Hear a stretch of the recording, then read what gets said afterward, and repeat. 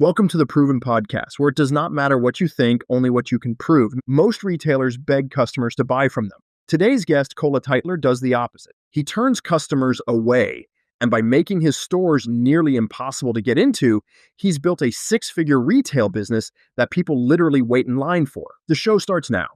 Today with Kola Tytler, and this is an individual who dropped out of school and became a multimillionaire and is going back to school. Blows my mind. Welcome to the show. Welcome to the lab. Thank you. Thank you for having me, Charles. Absolutely. So walk me through this. You named your company Dropout, and the entire process of how you do it, we're going to get into in detail. But how did you go from dropping out to now owning multiple stores and crushing it? Walk me through the beginning. What made you want to be an entrepreneur and do this? I think just for clarity's sake, I didn't technically drop out of university in the sense that I did complete the course. I was in medical school when the company started. I certainly did want to fully leave the course, hence why, amongst other reasons as well, my company is called Dropout. Certainly, I'd say at the time mentally, I was in a place where, I was probably thinking, what's gonna give me more? Is it doing my own thing, or is it, pursuing this, the degree and the career path that is probably, I'd say, structured after graduating from medical school. Nevertheless, for me personally, I'd say, a lot of what came, to create my company and the business had to do with leveraging what I saw as a market opportunity, in the sense that actually, what we created was a business modeled on an opportunity that we saw within a market we were very familiar with. And I say that as considering the streetwear and the sneakers industry as a niche that we, me and my business partners at the time were already consumers of, number one. We were also probably, I'd say, collectors, fans, enthusiasts. And I think that, we realized that actually, in Milan, in Italy, one of the major fashion capitals of the world, we were lacking, a physical outlet in particular, and a place where, streetwear enthusiasts could go and recognize themselves the same way that, was present in New York, in London, in Paris. So, we went and did our own. I think at the time, especially given the fact that I was at university still, I think for me it was about, realize that I could have multiple interests, and I could have, I could develop different aspects of my persona. So not just the medical school aspect, but also, my other interests. I think fashion and medicine, I think they're more similar than probably one may think, but actually they are certainly, apart. And, for me, it was also about saying, actually, I'm not confined to what I'm studying, I could do more, and I can probably draw some parallels between the skills that I gather, and gain from my degree and the one needed for the business. I think so few people, you mentioned it, where, I can be more than one thing. So many of us go to university, go to college, we're like, hey, I went to school for computers, I went to school for, you even got as far as in your medical degree, that we get locked into that this is who I am. This is who my parents expect me to be. This is who my family, this is who everyone in my environment, they expect me to be A. But there's more to me than that. I'm more dynamic than that. Was that a hard process for you to pivot through to say, you know what? No, I can do this. I can continue to do university. I can continue with my studies, but I can do this. What was the moment where you realized that you could do both and you kind of gave yourself permission to do both? Because a lot of people are struggling with that.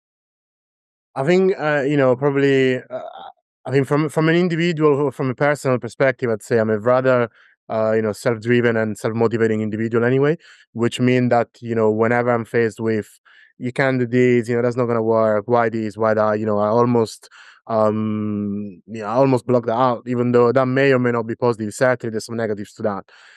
But in particular, I had seen, individuals out there who, were able to do different things. And I remember, for example, one of the, if not maybe the most influential individual within the streetwear and sneakers niche, in Kanye West. And I remember, watching some interviews and how he was talking about wanting to be, the greatest producer alive, and then wanting to be, the best rapper, and then wanting to be, the best designer, and then wanting to do, his own clothing line, and then talking about how he wanted to do hotels. And I think, I was also looking concurrently at how, that the commentary on that often used to be, this man is just out of it.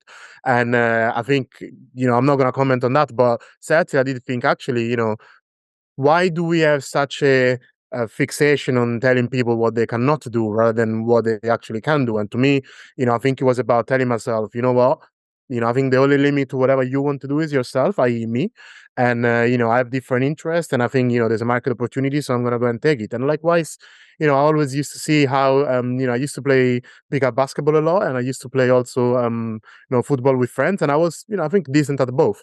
And again, I always drew the parallel with that, as in, you don't have to be, good at one thing. I think, you can be decent at multiple things. And ultimately, I think to me it was about, asking, myself, what do I enjoy?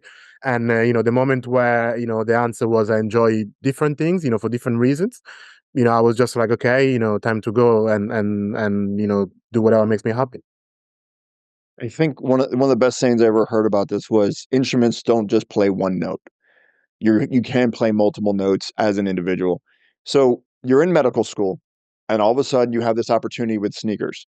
And I didn't even know there's a completely new market to me completely. I have the fashion sense of a well, I don't have any fashion sense. It's really embarrassing. My little brother picks on me and he's like, What are you doing? I shop at Target. I am not fashionable in any way, shape, or form. It's embarrassing. My little brother picks on me. You clearly are not. You've turned it into a massive empire for you with multiple stores. Walk me through what you do. Walk me through what is it with sneakers? Why did you're like, I'm in middle school, cool school. Here's sneaker. What I don't understand. Walk me through that. Walk me through that process. How did you know you could monetize it? I think, let's say, we've got to take a few step backs in the sense that there was now is wider, but it's less, I'd say, on the ground. But imagine we're talking now about early 2010s, and there's a lot of communities online. There's Reddit, that is obviously blowing up. And Reddit in particular is the type of place where you'd get people who, maybe they I mean, this might sound controversial, but maybe even the loners of the world that are finally finding a Absolutely. place they can find people like them and things to talk about. And there's more and more places like there's Reddit, there's Facebook groups, there's a little bit on Twitter, and there's a forum. It's called Kanye Today. In fact, it was mentioned. It was named after Kanye West. And then there's another forum called Nike Talk. And those are places where people are congregating more and more to discuss the latest sneaker release and the latest streetwear releases. And the reality is that there was there was already like a significant but probably very sparse and varied community of individuals who had this interest in streetwear. And in order to get information about the latest releases and the latest drops and what what the latest collaboration was going to be, you had to find those little communities, mostly online, unless you lived in a major city like New York or LA. And that's where I start. I saw it from there.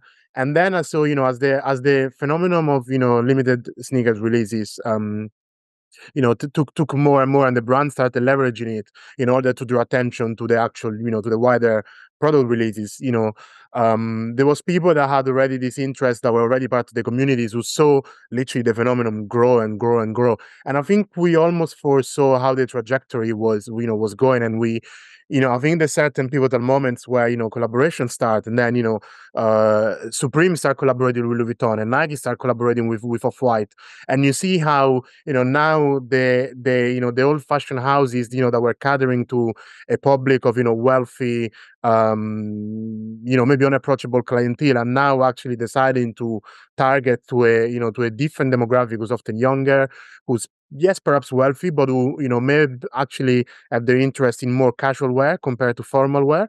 So basically, I think from this evolution online, I saw I saw this trajectory, and actually my business partners at the start are people that I met online. So we actually met on those Facebook groups, and there's when we saw we had this chat. I think it was very brief. It was almost like, look, can you see what I'm seeing, as in where this is going? I think that if we get our name out there, we create a brand within this segment, and we leverage the growth of the sneaker market, we can actually create a sustainable business which will make a mark and will be potentially known within at least the Italian streetwear community. So Dropout actually starts as that. It starts as a business that aims to leverage the growth of the sneaker industry, but placing itself as a also independent brand, streetwear brand that can be associated with, again, this wealthy young clientele.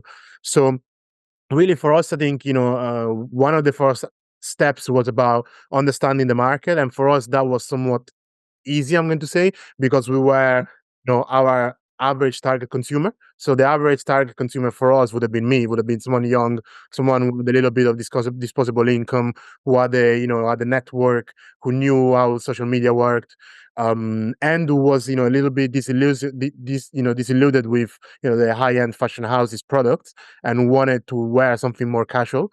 So, we modeled, I think, the business based to a market that we knew rather well. And for that, really, a lot of it was about asking, okay, what do I want to see? What is my problem? How am I going to solve the problem that I have? Problem being, I don't find an outlet, a store that actually reflects what I'm looking to buy. And I think that's, basically the first questions that we started, sort of at the beginning, asking ourselves. Yeah, I love the model, which is, identifying your audience, understanding who they are. Luckily, in this case, it was you. You were your own test group. And then from there, being in the environment of going, okay, where are they hanging out? Where is their quote unquote watering hole? Going where they are and then speaking to them in an organic way, saying, hey, this is what's going on. This is what's happening, leveraging a community and saying, hey, there's a pain. I found a way to fill that pain. We talk about this all the time. Don't be vitamins, be Advil. Get rid of the pain first and then scale from there. So in this place, you've identified the audience, which is you. So you already have your own test group. You went to the community where everyone's hanging out so you went to the watering hole. From there, you're like, okay, I've got this. We have the idea. We know what their pain is. What are the steps you start doing? Do you start posting? Do you start interacting? What are those first initial, all right, I get it. I know the audience. Where do I go from here? I think for us, we had actually created, especially I think the keyword here is community, in the sense that I think again you gotta remember where you're playing, where your playing field is, and maybe the sport that you're playing, in the sense that the reality is that if we dissect what actually fashion is, especially or right, not just fashion, but any discretionary purchase, really, we buy generally for only few reasons, which will be for sustainment, such as food, or such as, shelter, or, we buy for, for convenience, for example, something to do, something that I would need to do, but whatever I'm purchasing is going to make that thing easier. Or we buy for, to cater to a social need. And obviously fashion, is the social need. Now, there's an element of, yes, you buy clothes to cover yourself, fair enough, but you also buy clothes to either identify within a certain group, or you buy clothes to be not identified within a certain group, but to show to a certain group what type of person you are. Or again, you buy to show particular traits of your persona. Now, in our case, when we're talking about small communities, that you're actually speaking to an audience that probably want to identify as part of that. One of those, like, you wear something, and the next person is not gonna know what that is, but the one that know will know. It's sort of a, if you know type of thing. Mhm. And then there's another element which was growing within the streetwear market, which was, because it was a limited, a lot of this was limited edition products. It was about, demonstrate that you had access, and demonstrate that exclusivity, because also now you can you can differentiate your audience in multiple ways. Sometimes you do that by price, by say, okay, um Porsches create a lot of Porsches, but as in the car brand. But if you have a lot of money, chances are that you can probably buy one. However, Richard Mille, on the other hand, certain watches, there's only 20 of them. So you may have the money, but you may not have any access to them. So brands started leveraging both of those, by doing certain very limited edition releases. And the person that, the people that were actually the audience of these were also individuals who, may be able to get hold of, a particular product. So for us, it was about really digging into why are people buying, what do they want to show, and what would they like to know. So, you know, the reality was that rather than sort of starting posting online and going the whole, okay, we're gonna skyrocket our e-commerce, we actually went the other way, because we said, okay, how can we actually show that this is something rather limited and actually rather niche, and it's not just about how much you can spend, but it's about being part of something that only some people can be part of. So we opened physical store first, which we actually opened initially in 2018 without posting any pictures of the store online. So we only posted like one picture of Instagram and of our social media, which said we're opening a store. We're gonna treat limited, curate limited edition releases. We're not even gonna show you what it looks like. It will open on this day at this time. We post everything like 3 days in advance, and basically we say like, you want to be there. And I remember, that actually Starbucks the first Starbucks had opened in Milan the week before us, and there was a lot of press in the media in Italy about how many people the Starbucks had. But because of the way we were able to leverage our message, especially in the Facebook groups, without even showing a picture of our store, we actually, I have a picture and a video taken from a drone. The whole road was blocked. We had more people at Starbucks that came to look at our store without having even ever seen a picture of it. And that was because, again, the message for this community really is about exclusivity, is about, being the coolest and being able to do things that other people will not do. And, the very first day, we actually only sold our own branded products. So the very first day, you couldn't even buy sneakers. So everyone that rocked up in our store, could only see the store and buy our own branded products. They couldn't even buy sneakers. Then obviously, for commercial leader reasons, a couple of months after, we obviously, we opened the e-commerce because obviously, we said initially, this is also experiential shopping, which means that, it's not just about buying a product, because ultimately, especially in 2024, but also in 2018, almost any product that you buy, you can find online somewhere for cheaper. That almost goes for any physical enterprise. So it's about, what are you going to, how are you going to leverage the fact that you have a physical store? How are you going to leverage the fact that you're creating a brand? And so it was about, for me, it was about doing something that, if you want to be associated with that, you gotta come to a store, you gotta see what it looks like. And you will see that there's also some pieces that are, essentially, just to digress slightly, but we had one piece which was very high, was very highly covered. Also, Vice did a whole documentary on it.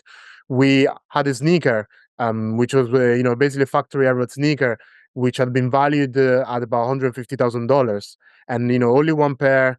And we had it, and basically we just put it for display, saying, ultimately, if you want to come and see the sneaker, you gotta come to our store, almost like if it was a museum piece. And that worked really well.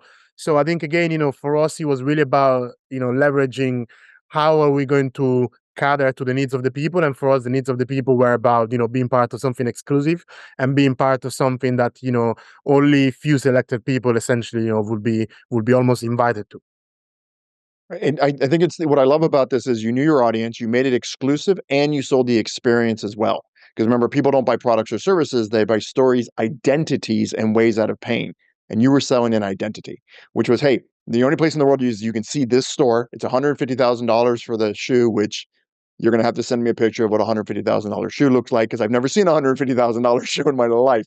I mean, unless it came with a house or a car. But I love the example that you gave with Porsche as well. Anybody can own a Porsche, but there's only a certain number of watches that exist. There's only a certain number of shoes. So you knew that your branding was like, listen, we're not going to compete with everybody else because anyone in the world can copy our products. We're going to go exclusive, and we're going to do the experience. So when you have this and you have your physical stores, you mentioned you did a bit of an e-commerce with your own products. How do you find the balance between, all right, we have this exclusivity, we have this experience, but now we're online. How do you continue to bring that into a digital world? Because in a physical world, super easy, right? Not anybody can do it, but it's easier to do. But if anybody in their underwear can jump on their phone and go and visit your e-commerce, how do you keep that exclusivity and that experience? I think really, the reality is that for us it's been pretty, because of the way that we were born and the community aspect of it, Dropout started to become known in Milan as a place where, okay, this is where the celebrities shop, this is where, the wealthy people shop. So, there's an element of that where, people want to be associated where, there are, favorite football players who shop, for example, or almost knowing that like, okay, I'm going to walk into a store where, the football player from, that just played the Champions League final was, or where, someone who's popular in a holiday in Milan, they'll pass by. So, I want to be associated with that. And in terms of leveraging the online, again, it was sort of similar where, the reality is that, I think, focusing specifically on the product alone, I think is quite difficult nowadays, especially with, the advent of, digital marketing. And ultimately, we're all bidding against each other for the, meta ads and the TikTok ads and whatnot. Or, we are we're essentially subject to whatever policy or strategy those social media employ in order to actually determine the virality of content, really. So for us it was about establishing really the brand, which mean that we want people to know that, okay, you're looking for limited edition sneakers, you're looking for cool streetwear. I'm not even going to research, on Google. I'm going to go straight on Dropout because I know that whatever I'm going to buy there is cool. Whatever I'm going to buy there is, something that, is being curated for me, and it's been, and it's in demand, in fact. So, that really was what it was about for us. And in order to do that, I think, we really want to look, okay, how much does our average spender spend, and where would they be likely to shop, and what would their usual, shopping habits, be like? So, for example, I won't obviously, make sort of specific names, but, we said, okay, if our average product is 300, euros for a pair of sneakers, then like, what type of person is buying a 300 euros pair of sneakers, and which other shops, would they likely shop at, and, which shops would they probably not shop at? So, started looking at those type of things, started seeing, what the commonalities were, what the themes were, what type of messaging, would be employed. And, I think we started not necessarily mimicking those, but we started trying to align our messages with those in order to, as I say, leverage the fact that ultimately, we wanted our consumers to really strongly associate Dropout with a cool place where, it would be just almost normal for them to shop at. Have you ever done cross partnerships? Like, hey, brand A really is close with us. We want to kind of have that inherited trust from brand A. Have you ever done partnerships or involvements with them? So we've done because we have physical spaces. We've done collaborations, which also include pop-ups from other brands, Mhm. and often the message and the idea is basically the same. Say we have, there's been for example, a very strong brand in the UK at the moment, which is called Trapstar, which I believe is also, there's some involvement with Rock Nation and Jay-Z in the US as well. And they basically they looked at the Italian public and they said, okay, we're now targeting to young, cool demographic in the UK, in France, in the US. We'd like to do the same in Italy, and Milan and Dropout is an outlet where this will be reasonable and logical to do. So we hosted pop-ups, with brands such as that, and we found that they work really well because people are like, okay, they say, and again, it's one of those where certain brands, like, maybe they're popular elsewhere, but in Italy there's still like the small niche, of people that are a little bit ahead of the curve and they already know the brand.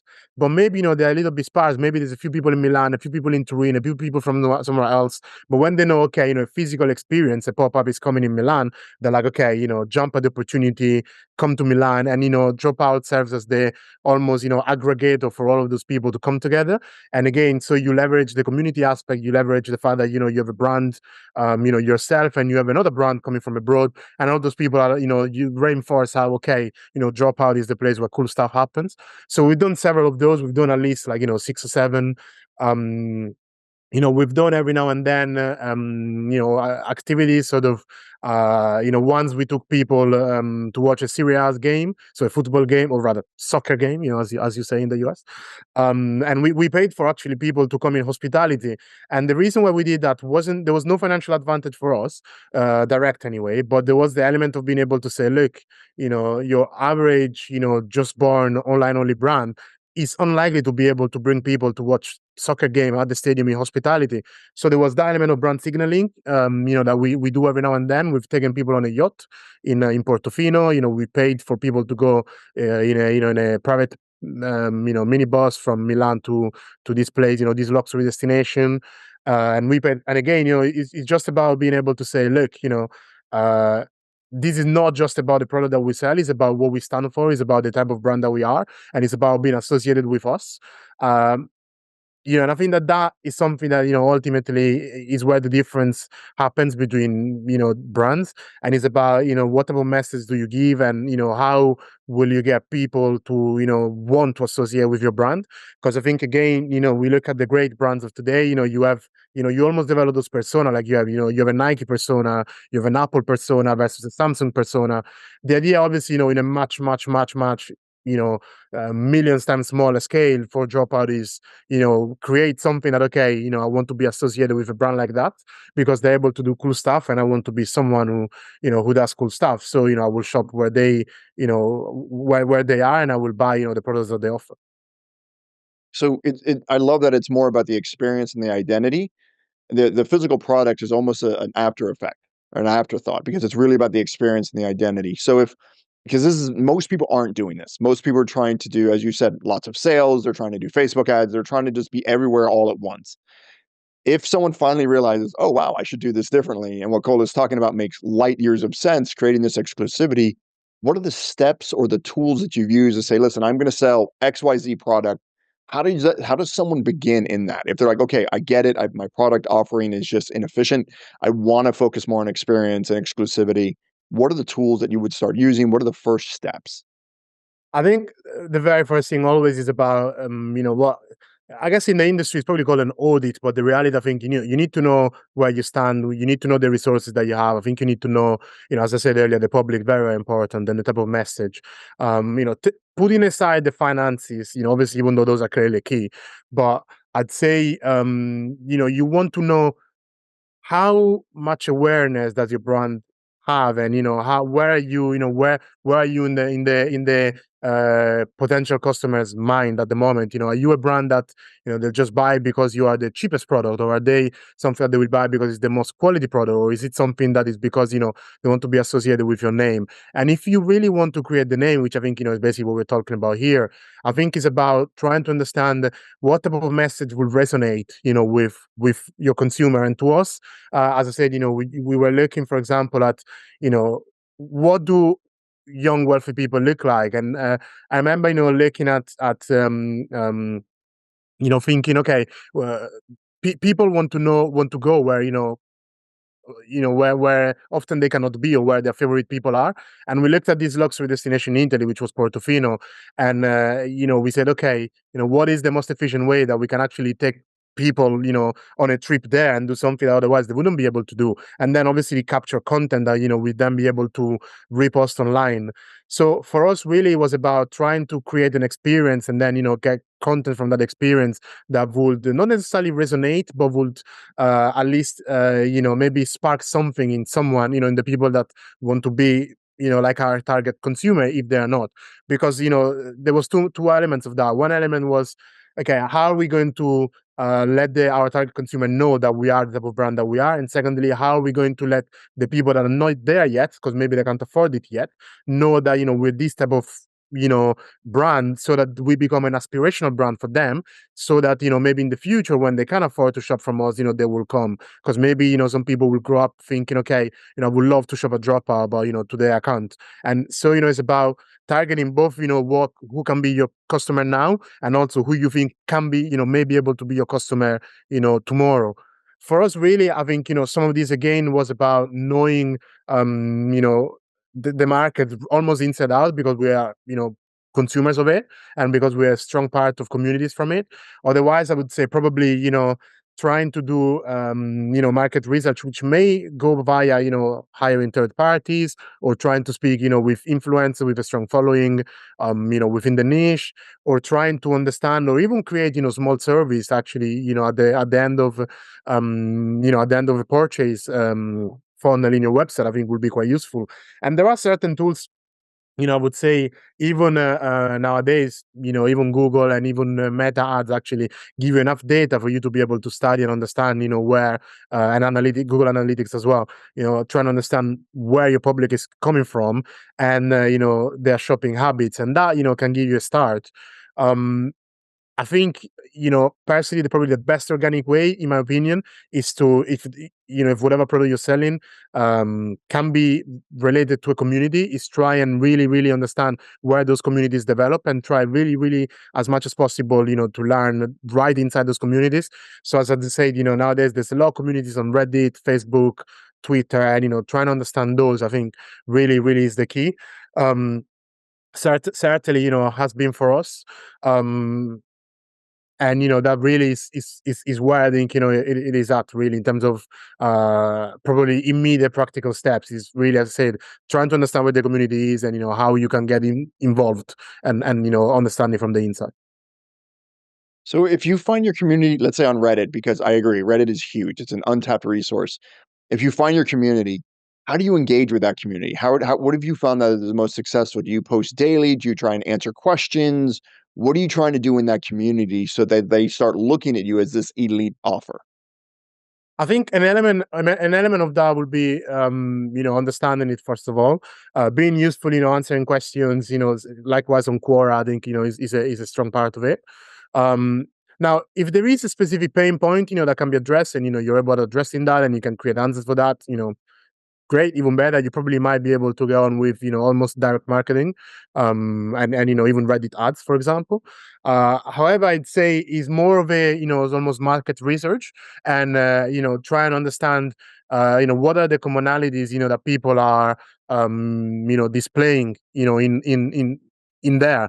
And I think, try and asking for, opinions, for example, and then trying to leverage those on an actual social media platform, which may be, TikTok, maybe Instagram, for example, because of very visual platforms, I think, is where I will go next. So I would say, sort of ready to market research to understand where you're at, TikTok and Instagram for the visuals, to provide the visuals. Once you figured out, I think, the pain points, you can go back to Reddit, asking for direct feedback. I think, that sounds reasonable to me. I think you probably do want to do as much organic as possible. Nowadays, probably compared to 6 years ago, it maybe is a little bit easier to, go viral in the sense that almost everyone has the same chance, in the sense that, you don't need to have, 100,000 followers, but, you need the best content. And I think the best content really, because the platforms ultimately, they want you to be able to hook, the consumers as much as possible, to stay on their platform. So if you can figure out, what type of content actually is going to hook your target, user on the platform, to watch it, then really that's what you want to do. And I think again, understanding your public is the best thing that you can do for that. So, I would do that. Now, the reality is that unless you're doing something that is so innovative that, like, there is the community, but no one else has done whatever you want to do, probably, I will attach to this something like, try and understand who's your closest, not necessarily competitor, but, similar business, and try and see what they are doing. And not necessarily copy, but, try and see if there's any specific elements, that are recurring in their most successful contents. And, again, repropose those. Because ultimately, the reality is that almost whatever you're doing, someone else is probably thinking at the same time and, maybe even proposing. So, I think, it's not unreasonable to try and figure out also how other people are approaching their marketing and see if there's anything that you can learn from them. So when you're doing this and you're doing how many different market strategies you're doing? Because you're trying to go viral, right? And it's significantly easier now than it used to. And you can always, don't reinvent the wheel, take it from someone else. That all makes sense. When you're doing your own marketing and you're trying to go viral, how many things are you testing at the same time? What are your metrics that you're like, hey, this one worked? Is it just followers? Is it just views? What are you trying to do in that environment? For us, at the same time, we are running now, depending on, the quarter month numbers and depending on the revenue. And also, I would say specifically, for our case, because it's a lot about brand building rather than just product focused. I think, if you're focused on product specifically, probably your best bet is actually, almost straight on, try and go for that virality, try and do, those social media ads, working out, what your ROAS should be and, target that and probably that's, and scale it up till, you have the optimal ROAS and, and that's that. But if you're trying to build brand, and continue to build brand and community like we are, we almost often have something going on for awareness, which may be, a digital campaign, like, it can be Meta, Google ads. I know people say, and, there's a lot of controversy as, the best awareness is the one that's given by sales. Yes, it is. However, equally, if you're really in there for the long term, in my opinion, you do want to try and get your brand as much as possible in front of people's eyes, so that maybe, in 6 months' time, when maybe the person who wasn't ready to make the purchase, will be, they'll actually think, oh, I've heard of this brand before, and they will be already, 1 or 2 steps closer to converting. So, if you're really building brand and community, I think, focusing on awareness, which may be the digital ads. Personally, we have run digital out of home. So we've actually done billboards. We've done, digital billboards. We've wrapped a tram in Milan once, a huge tram, that was going around for a month. We sponsored, advertising at football games, and a lot of the times, obviously, those are things that you are doing for a limited amount of people that physically, will see those pieces of advertising amongst other hundreds pieces of advertising that is every day. But it will also allow you to create content for those, which you can then use, in your newsletter, you can use, in your website, you can use in your social media, and just to show again that, your brand is tangible. You're not just necessarily online, and even if you're just online, but you can do practical things, and that, you are something that exists out there, and that also, increases the trust that the average individual has in yourself. Concurrently with this, we usually have something that is a drive to store. And again, that is something where, we do digital advertising, which actually has practical and physical, sort of rather pictures of and footage of our physical store. We show, okay, look, yes, you can buy online, but actually, we have physical outlets where you can come and shop. And that again, increases the trust. It's definitely, if you have a, physical store, I would say 100% leverage the fact that you have that, because not everyone has that. And then, we run also concurrently, the usual element of conversion ads. In there, I think, you need to work on the creatives and try and find, whatever's best.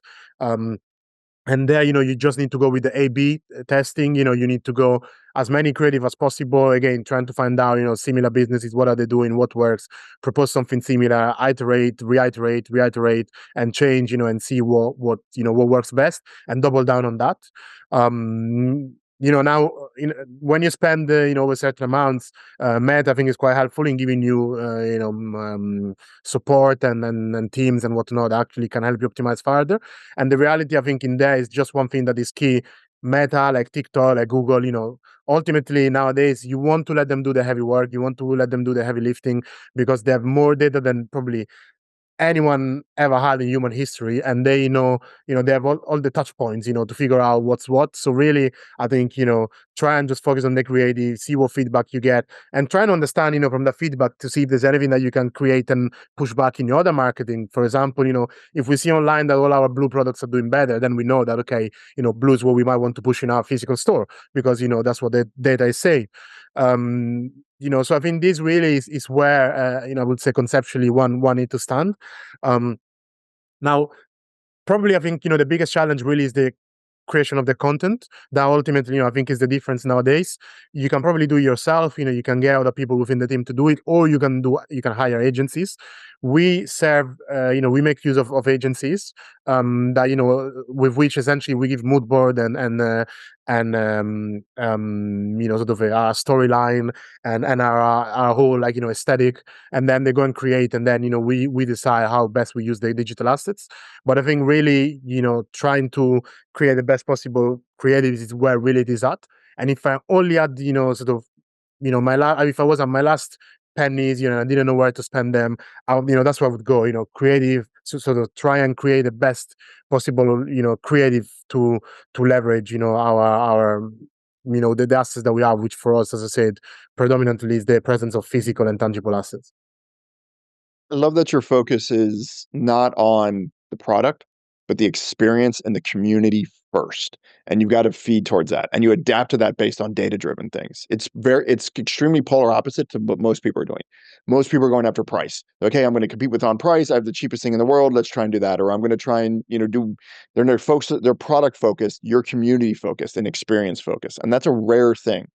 The other thing I think that's about you that's rare is, in your age group, most people are anti-school. They're anti-university. They're like, this doesn't work for me.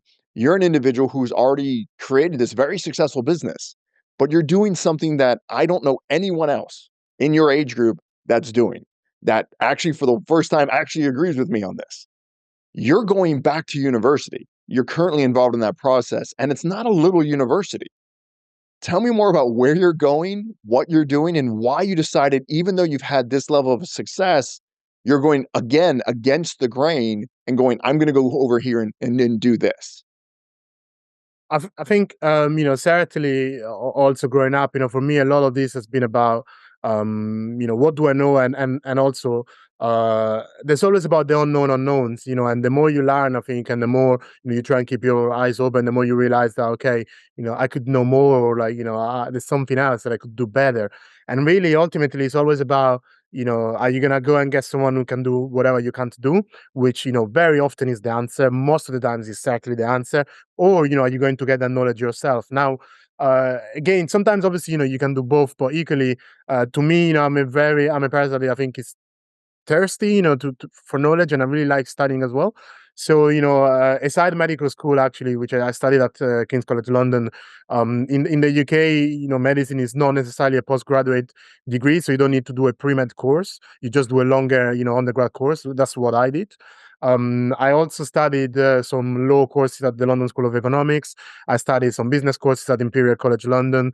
After starting the business, after graduating from medical school as a medical doctor, I completed an MBA as well. So part remote learning, part executive, but it's full MBA, Master of Business Administration, which I did at University of Birmingham, and which I think again really helped me, understanding especially the financial aspects, things that sometimes I think it's not just about it's not because you want to be Superman and know everything, but sometimes it's about that for a business, you are gonna need to.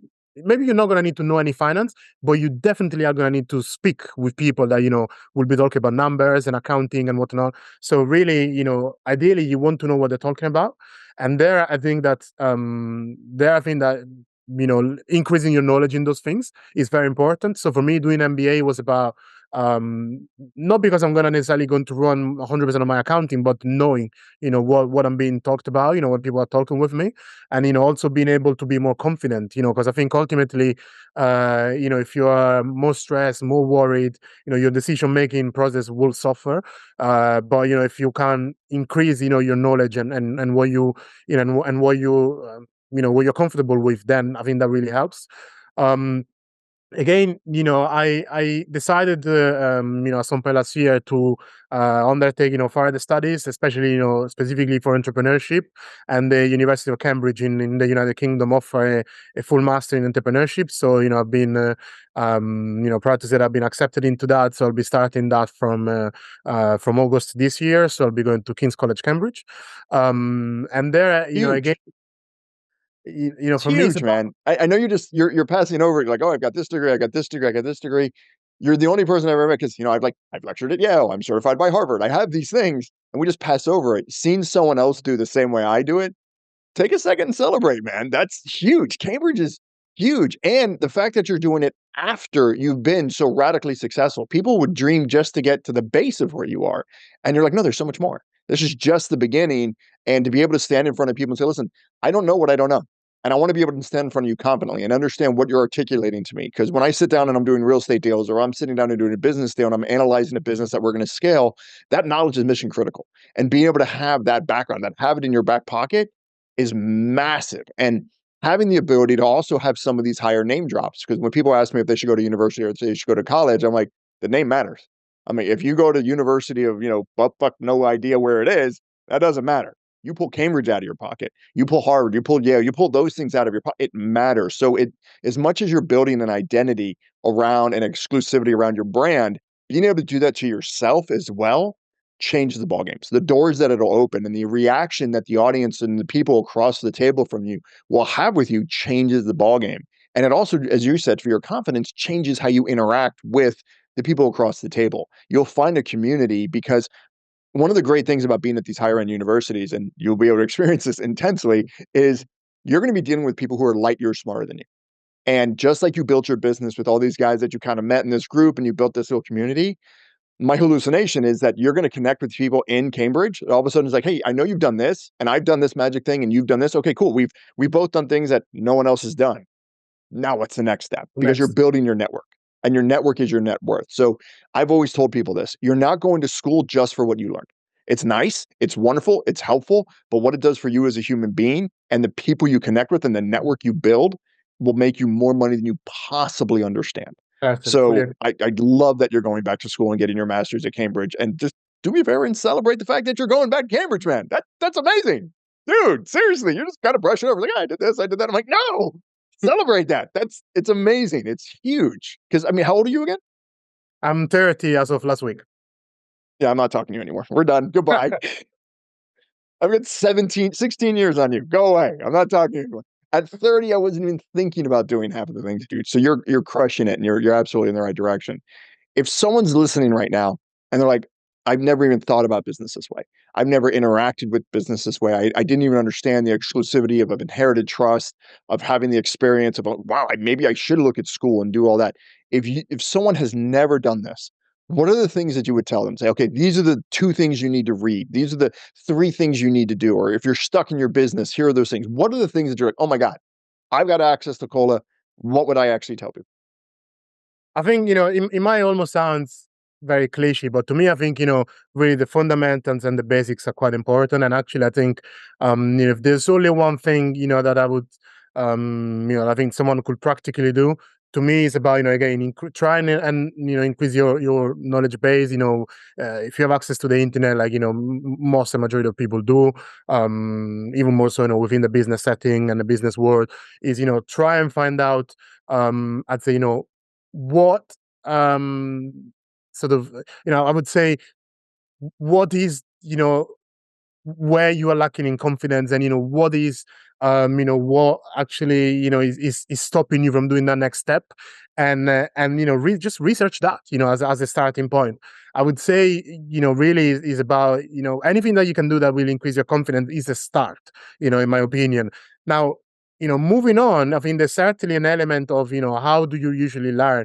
And for me, a lot of learning is about having a structured approach, which clearly comes from having studied a lot at university, having studied a lot in general. And I think there, for me, doing the structured courses really helped. But again, I'm very aware that a lot of the things that I learned in the MBA you can pick up online, like on a free YouTube video, like you don't Absolutely. on podcasts. You don't need a whole degree.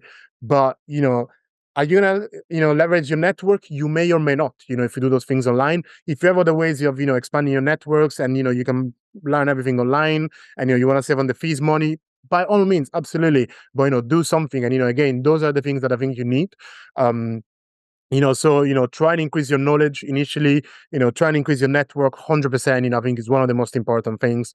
And again, try and connect with people that you think may help you. I think ultimately, for me, the businesses I did with the business I did with people that I met online, literally, like met online, like you might meet people from all walks of life. You never know. But I think just being open-minded, I think really, really, really, really is important, really helps. And that I would say sort of the concepts, at least, that I would say you might want to reflect on if you are thinking about starting a business but don't know where to go. Are there certain books that you're like, these are my Bibles? These are, I love these more than anything else. Are there certain ones that resonate with you more than anything? I think conceptually, again, I would say Shoe Dog by Phil Knight. So the creator of Nike is very, very, very good book. I think he expresses, actually, I can't remember if it's a biography or an autobiography. Nevertheless, probably a biography, in fact. Nevertheless, I think it explores well, I think, the thought process. Again, Steve Jobs, biography, I think, again, explains well the thought process. Rich Dad Poor Dad, I think, is an Yes. interesting way into understanding the pitfalls perhaps of how accounting and finance is usually viewed, from people that don't really necessarily have backgrounds within those disciplines. And those, I would say, probably are some. I've read 48 Laws of Power, which also I probably would recommend. But equally, I think the reality is that there's no, to me, one size fits all. I think it really depends as what really resonates with you. What type of individuals are you? What type of to me, like Shoe Dog and those books, they're very almost immediate answers, because you're working in streetwear, in fashion. I mean, Nike is like the staple of, like, of business, really. You're talking a lot about I'm talking a lot about branding and experience. I mean, Apple is the ones that did it Yeah. better than anyone else in They're history. amazing. So those really are the people. And the reality, I think, probably these are the ones for me. But I would say conceptually, you might want to find whoever's done the very best of what you want to do, and go and see what you can learn from not necessarily the specific steps, because they may not apply to your circumstances, but at least conceptually, I think that would be always a start. So you're going to university, you're doing your next round. What's next for you? What is the next go? What are your plans that, I've got all this knowledge, I've got all this experience. What is the next journey for you? I think, to me, the next journey, there's no specific, like, oh, my 5-year plan is, opening whatever AI company. No, none of that. I think, I certainly am someone who I like to improve myself and, better myself as a person, and certainly studying, goes towards that. business opportunities, will come around. I have obviously experience within different fields, retail, healthcare, also artificial intelligence and data analysis. I will certainly take a look, but, there's nothing specific as such. To me, really, it's about, improving myself and, expanding my knowledge, expanding my network, because those are the things that make me happy. And ultimately, I live life to be happy. I don't really have the blueprint for happiness, but I think I have I know what happiness looks like for me. And, that's what really I work towards continuously. So if the audience wants to get a hold of you and they want to reach you or they want to find out more about your brand and how you did it, where can they find you online? What's the best way to get in touch to see what you've done? I think for me, the best ways would be probably LinkedIn. So, Kola Tytler on LinkedIn, so name, surname. Also really, my Instagram profile, I log pretty much every day, which is again at Kola Tytler, so the name, surname, with no spaces. And here also you find, my email contacts, which will be kola@dropoutmilano.com. And, I'm always open to, a chat or, sort of discussing potential opportunities, as well as, I mean, by no means I'm a wildly successful person, but I think I'm always open to sharing, what I did and my thought process and exploring other people's thought processes, and see if there's any synergies or if there's anything that could be done together or explored together. And I think really, ultimately that's what I'm here for. I think we can all help each other. I think we can all learn from each other. So I'm definitely someone who's out there and who's open to to conversation for sure. I really appreciate it. You've scaled in a way that most people have never even thought of. And the fact that you're continuing to invest in your education and invest in you, I wish more people would do it. Honestly, if I could go back 20 years, I'd be doing the exact same thing you're doing. I'd continue to expand my network. I'd continue to expand my knowledge. I'd be honest about where my weaknesses are, and I would just go into it without any sort of ego. Like, okay, let's scale this and go from there. I really appreciate it, man. Thank you so much for being on the show. Thank you for having me. Exclusivity isn't about being expensive, it's about being intentional. Kola just proved that when you build community first and products second, you create something money can't buy: belonging. Stop competing on price and start competing on experience. Your customers don't want another product, they want to be part of something bigger than themselves.